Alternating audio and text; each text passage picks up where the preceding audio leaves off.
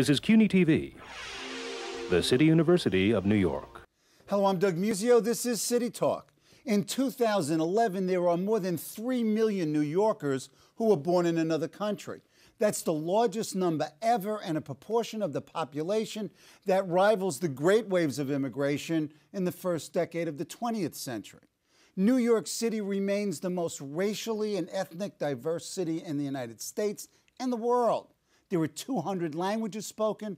Almost half of New Yorkers speak a language other than English at home.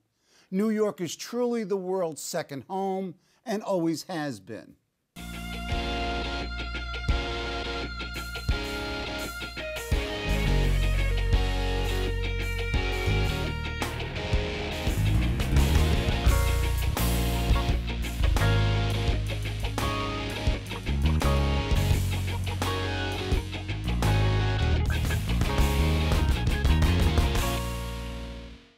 Joining us to talk about this second home and its occupants, about immigration and immigrants, about their needs, hopes, desires, and energies, and New York City government's response to these needs, desires, etc., is Fatima Shama, the Commissioner of the Mayor's Office of Immigrant Affairs. She previously served as Senior Education Policy Advisor in the Mayor's Office, leading in the areas of healthcare services and language access. Prior to joining the Bloomberg Administration in 2006, Ms. Shama was the executive director of the Greater Brooklyn Health Coalition. Her greatest accomplishment, however, is that she got an A, really an A+, in the course she took with me at the School of Public Affairs at Baruch. Welcome back, Fatima. Thank you. The last time you were here was in December 2009, and you've been on the job only 4 months. It's 2 years later. Before we get to immigrants, immigration, and New York City's response, let's talk a little bit about you, your bio. When it was announced by the mayor, he described you as uniquely qualified. I can vouch for your intellectual abilities. Talk a little bit about your background and why, in a sense, you're uniquely qualified for this job. So I think that, first, let me say thank you. I'm delighted to be here. And pleasure. I'm looking forward to a good conversation, like always. And so I think I'm a born and raised New Yorker to immigrant parents. My mother and father come from two very distinct parts of the world. My mom's Brazilian, my late dad was Palestinian. And I was born and raised in the Bronx to immigrant parents who had all the hopes and dreams that most come in search and strive for in this great country. But I decided at some point in my life that I wanted to work in this space and to do this work. And so I have worked on the front lines in community-based organizations that serve particularly the Arabic-speaking community in Brooklyn, doing child welfare, youth development, domestic violence. I then decided that I would try law school. Came back to New York, did a little bit of work around health and human rights work with actually largely women, and decided I wanted to do a bit more around workforce development, worked with women in workforce development up in the Bronx. Then 9/11 happened. That changed course in my life for many reasons and changed the lives of lots of New Yorkers. I was asked actually and invited to run this health coalition in Brooklyn. So did that for 4 years, then came to city government to work on a specific issue, then worked on education. So I've worked in all of the major areas, whether it's frontline services. And then you came to us at Baruch. Right, and then got a graduate degree and we'll to make sure I knew what I was more doing. about that. So we'll constantly plug Baruch's School of Public Affairs Master's Program. Okay, what's it been like as an agency head? What are the frustrations? What are the joys? What was your biggest surprise? Talk about your reaction walking in as the commissioner of an agency. You know, I will absolutely cite that there have been challenges, but what I will always recognize is that with every challenge, I think there is always opportunity. This is you. This is me. So I will say that the greatest opportunity has been thinking about things in the number of years that I have done so much work with immigrant New Yorkers, with the breadth of who New Yorkers are, really thinking about, why couldn't we try this? Shouldn't government be thinking about this? I now have the chance to be a part of that discussion and lead it in many ways. The mayor's voice on immigrants is so profound. His voice on immigration in this country is so profound. It must be really wonderful to work with a mayor who is as outspoken, direct, and forceful on this issue. It's incredible. And so do you have his ear on matters of policy? Yeah, I think so. Good. Yeah. I mean, I think that I think he's truly is incredible in this discussion and about these issues. And I think that every time we've been able to talk about something or talk through something, he has provided me opportunity to think bigger and better about who we could be as a city, what we should be doing as government for an incredibly important community and constituency in New York City. So I think from that perspective as an agency head, it's been wonderful. Okay, how does the real world of public administration compare with what you sort of learned in the books or in the classroom? What surprised you the most? What sort of disappointed you the most? And what gratified you the most? So those are the three questions. So here's what I'll say. I have no idea why I had to take economics, but I... Okay, we're going to do some curricular analysis. I'm just saying it was just a painful time during my graduate work. Nice. And I haven't seen, that being said, I do use the language of cost-benefit analysis very regularly in my discussions with my team. But I think that the learning that I have been exposed to, specifically in the classroom, really allowed me to think and learn about strategies I could use when appropriate, never knowing when appropriate was going to come. Okay. And now I'm in it. And so now I think, and I actually have a couple of textbooks with me on my desk that I will look back at. I have to tell you. You're a perpetual student. And I hope all should be, right? I mean, I'm right. very proud of that, you know. But I will say that framing has been probably one of the most important learning opportunities for me, because in any number of circumstances and realizing who our stakeholders are, who are the people we're trying to engage with, understanding what our message needs to be with that group, and understanding how we need to really be listening, right? And so that has been, I think, the constant opportunity for me to learn, and also actually to help people around me that are working with me grow in who we need to be, how we aim to serve immigrant New Yorkers, and how we must be listening. Okay. What was the biggest surprise? The biggest surprise is probably, will continue to be for me, the breadth and beauty of our communities. That really shouldn't be a surprise, but we throw, as I would say, and I don't mean to be flip in any way, shape, and form, and we celebrate the beautiful diversity of this city in every way, but our city, our immigrant communities, they have a lot of events and parties. And I will tell you, I just had no idea. I just had no idea that if I wanted to, I could be at a breakfast, lunch, and dinner every single day of the week and probably do 2 parades a weekend, easily. And I just had no idea. You're giving up all that delicious food. What's wrong with you? I know. This is one of the best. Wasn't a surprise. What was the hardest thing? What's the thing, and what's the thing that really bothers you, annoys you, prevents you from doing your job, appalls you? Well, those are all different to me. No, okay. But answer any one. Yeah, okay. Don't get in trouble. Right. So one of the things that I would say bothers me is that there's so much we have to do, and are we going to be able to do it all? And so I know myself enough to know that I work a lot and ride myself hard, because I believe we have a responsibility to serve immigrants in this city and do as much as we can. And under this mayor, bar none, I think that his voice has been so profound, we have that opportunity.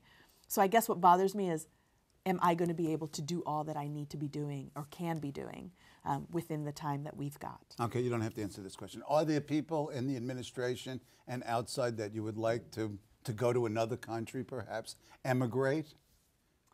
Everyone's a huge asset. In lots of ways. You are so politic. You are good. So I mean, you know, I think, again, right, I think there are learning opportunities, and I might not agree with someone, but I think there's something to be learned from that, right? Okay. No, I mean, you know, being a teacher is being a teacher. Okay, let's talk about the Mayor's Office of Immigrant Affairs. What is your mission? What is your purpose? How are you organized? Yeah. Yeah, so do you know the history of the office? It's a good I, history. I know. Okay, so the My office viewers started. don't. Go ahead. Okay, so the office started during the Koch administration, actually, and it was an entity housed within the Department of City Planning, presumably because they were realizing the demographic realities of the city and the fast emerging new immigrant communities. During the Dinkins administration, he appointed a Hispanic commission to sort of look at Hispanic concerns across the city. The Office of Immigrant Affairs or immigrant concerns was raised during this commission, as I understand it. I wasn't around. But one of the recommendations of this commission was to bring out that office from a department and Right put into it into its the own. mayoral team. Right. And so the Office of Immigrant Affairs was born during the Dinkins administration, given more energy around language, particularly during the Giuliani administration, and then during the Charter Revision Commission was one of these recommendations that the people of the city of New York voted upon. And so we, unlike any other municipality in this country, have a Mayor's Office of Immigrant Affairs written into the city's charter. So when Bloomberg's term is over, the next mayor will appoint a commissioner. Right. This is not based on politics or based on interest or political will. It's actually part of the city's fabric, which I think speaks tremendous volumes to who we are. We were talking about your travels and conversations with other jurisdictions. In fact, you have planted the seeds of a number of offices of immigrant affairs throughout the United States, and in fact are embarking on trips to other cities to do that. Talk about your relationship with other cities, what they're looking for, what they want from you, and what you deliver. So our mission is, on behalf of the mayor, as per our charter mandate, to fundamentally help immigrant New Yorkers successfully integrate into the economic, civic, and social fabric of this city. What the mayor's voice has been able to do nationally around the call for comprehensive immigration reform, utilizing the economic debate as really the stimulus of that discussion, has been able to get other municipalities to realize there is something they can be doing to better help their immigrant communities, not only just to help their immigrant communities, that will tremendously benefit their cities. Right. So his voice has been able to make municipalities question and think a bit about this. My opportunity has been to help them understand what that means in a real life sense. So government's responsibility should always be to better the lives of their So somebody calls you up. Right. The city of Houston calls you up, or the city of Chicago calls you up and says what? How do you do it? How do you work in this context? Who do you engage? What's the right thing to be doing? And I think that we can give people sort of the menu of options. But the truth of the matter is that so many immigrants have come to this country overwhelmingly, right, in search of a tremendous opportunity. And they have come from countries, in many instances, where governments have failed them, where governments were never there to help them succeed. That's the complete difference of who we are as Americans, certainly in our city, but truly the fabric of who we are as a nation and the foundation of which we were built.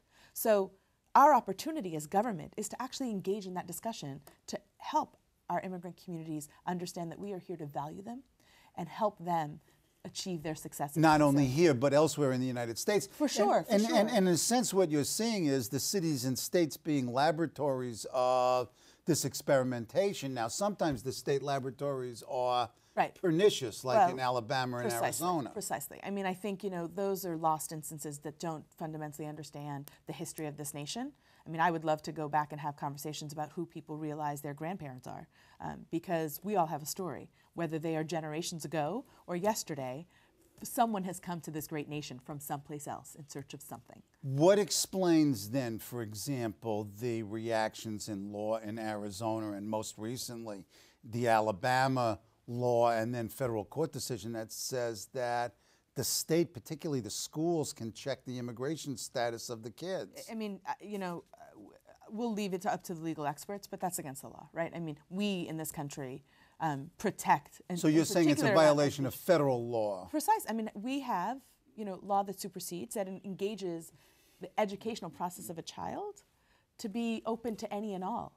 We are now going to start questioning. I mean, perhaps, someone wants to ask questions about, your address and a number of other things. Certainly in our school system, we and Mayor Bloomberg has been very serious about this. We've got an executive order that Bloomberg signed, Executive Order, which was an enhancement of Executive Order 34, Executive Order 41, right, where Mayor Bloomberg included as some of the protected classes immigration status.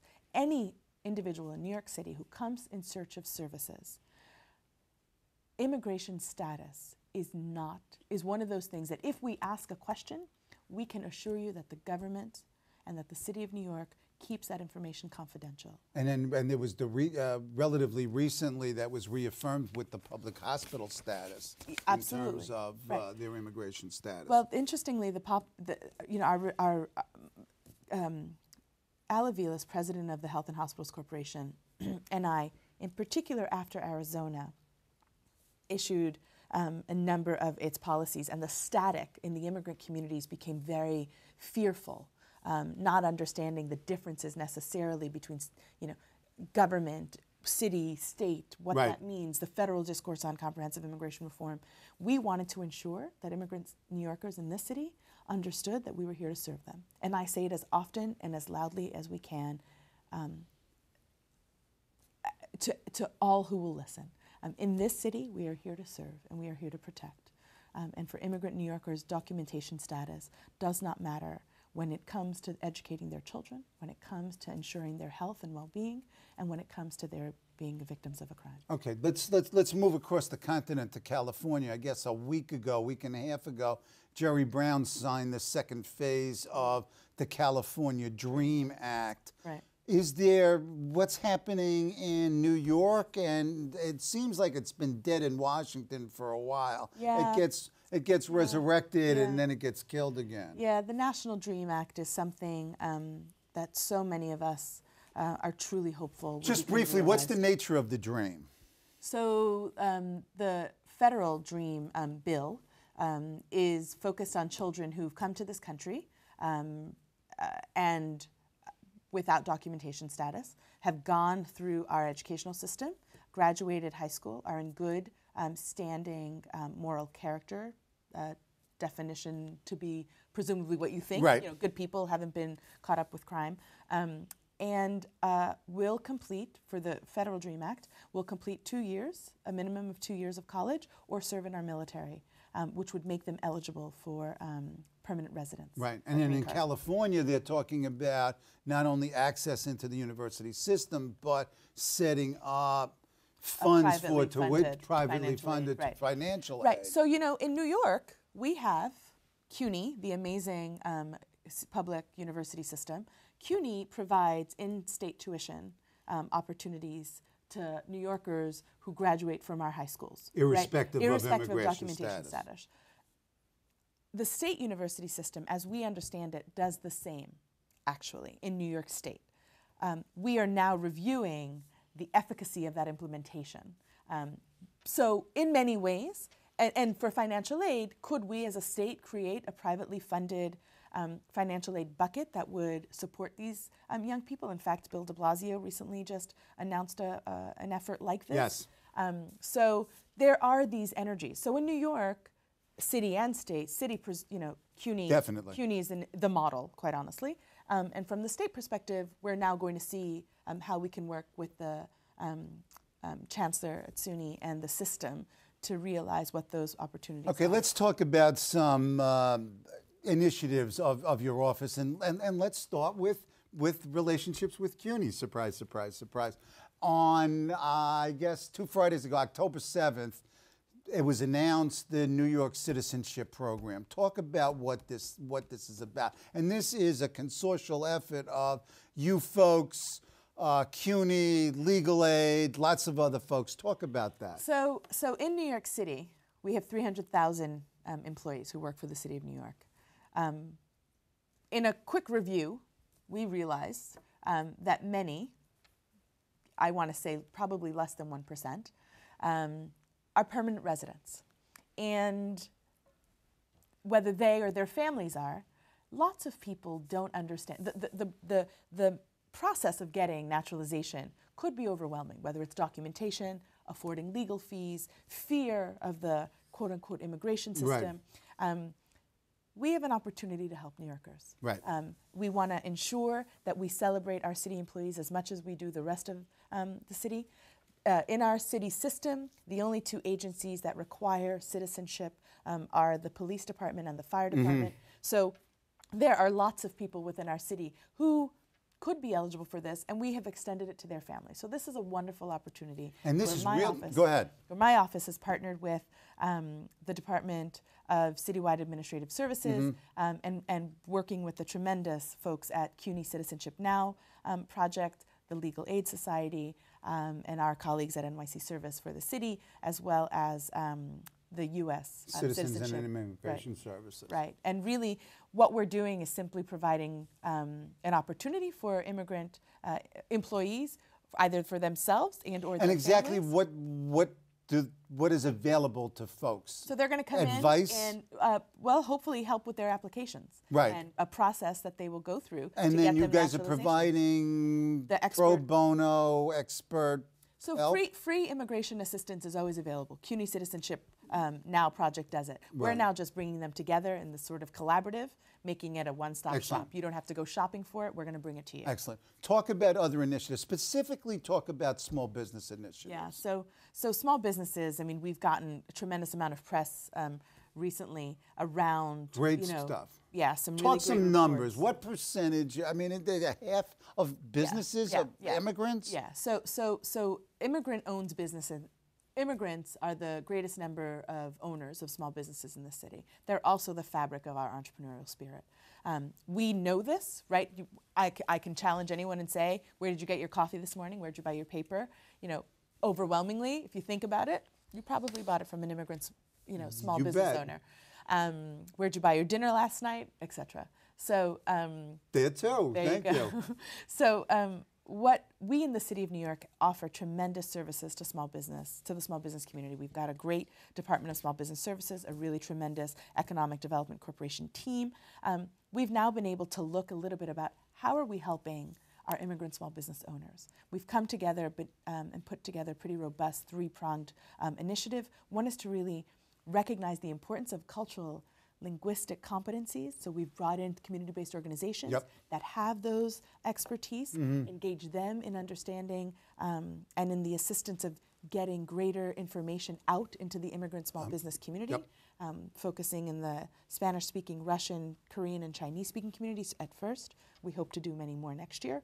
So you're piloting it. So we're piloting this. We Good. went out, spoke with these communities. And you're going to evaluate it being a good That's public right. administrator. That's right. That's right. We want to know what works. Sure. Right? We want to know how it works. We want to know what people thought was valuable. How do we enhance that? Help it live beyond us. The second part was really a thoughtful competition called the Thrive Competition, really helping immigrant entrepreneurs. That initiative just went live as well. 5 community-based organizations in the city that are going to do some really profound work with immigrant entrepreneurs. And then the third prong is around food. Food in this city is profound. And how do we get some of our immigrant entrepreneurs who are doing some really great things, whether it's dumpling making, tamales making, you know, how do we get them to share their riches from this city with the larger markets? And so our Economic Development Corporation folks have been doing a great amount of work. And we're working with the teams at Small Business Services to really, the work that our office does best is marriage, right? We get to really bring people together. We get to be the link between the communities, and we know they need, and the services in our city, and really connect the two, ensure that immigrant New Yorkers are getting equitable, fair, good opportunities with accessing city services. What else are you folks doing? And what's coming up? So what's coming up? So we've got a really robust initiative called One NYC, One Nation. It's really an opportunity to help immigrant New Yorkers be part of the breadth of civic engagement in this city. People like to talk about civic participation from a voting perspective. Okay, but there's more. How do we get immigrant parents to be more involved in their school communities? How do we get immigrant communities to know that in every hospital there's a community advisory board? And those community advisory boards are looking for people who can help that institution better understand the people they serve. You're preparing them for power. We're preparing them to be part of the integration of this city, economically, civically, socially. And so One NYC, One Nation speaks to that. We have a really exciting civic leadership tract. One is with Coro leadership program, where we've got emerging immigrant leaders involved in a leadership development program. We're working with Citizens Committee of New York City to do a more grassroots-oriented initiative in communities, in neighborhoods, So lots of good work. Do you work with the consulates, particularly the Mexican consulate? I know we do at CUNY, and we've had programs with them. I would presume that you would be working with the consulates. Well, the Mexican consulate is a real model, actually. Yeah, they are really wonderful. So in the consular community, they truly are a model for innovative thinking, in community engagement, in leadership. And they work very well with government and with us at the university. We work wonderfully with the Mexican consulate. Other consulates. I think we're getting there. I think the Latin American consular community is really wonderful. The Colombian consular community is actually doing some great work around small business development. There's a lot of consular communities doing some good work. Each one ranges in opportunity and in sort of fiscal capacity. And so I think that challenges us. However, we know that they have access to their communities, and presumably the communities living outside. So, what's the one thing that you would like to have done in the next 6 months, the next year? I mean, when you come back and talk, what is the signal and single accomplishment you would highlight? One. I just okay. Go ahead. So you've got 30 seconds. So we actually another partnership with CUNY is a TV show that the mayor's office, in partnership with CUNY, launched some time back called We Are New York. It is a TV show that aims to help immigrant New Yorkers teach English, learn conversational English. We use volunteers to facilitate those conversations in communities. It really models city services and how immigrants can access those city services. It's now moved into the Office of Immigrant Affairs. Nice. So we're really thinking robustly about how to really integrate. When does it air? So it's on NYC TV on the weekends, 2 times, on Saturday and Sundays, once in the morning at about 7:30, and then on Sunday, I think, in the evening. But this really has community opportunity. Okay. So hopefully I can come back and talk more about that. The second is around immigration, legal representation. The reason NY citizenship matters so much is we don't want anybody to get frauded. You know, it's a partnership we engaged in. We work with our colleagues at the Department of Consumer Affairs around this. People become victims all too often of immigration fraud. We have got to be smarter about how we creatively think about providing immigration representation in our communities. So that's one thing that's on our agenda for the Okay, so I've got 2 things for the next show. Perfect. Thank you. Thanks to Commissioner Fatima Shama for being on the show. For more information about the Mayor's Office of Immigrant Affairs, go to nyc.gov/immigrants, IMMIGRANTS. Join us next week when we talk national politics with longtime political analyst Ed Rollins here on CUNY TV.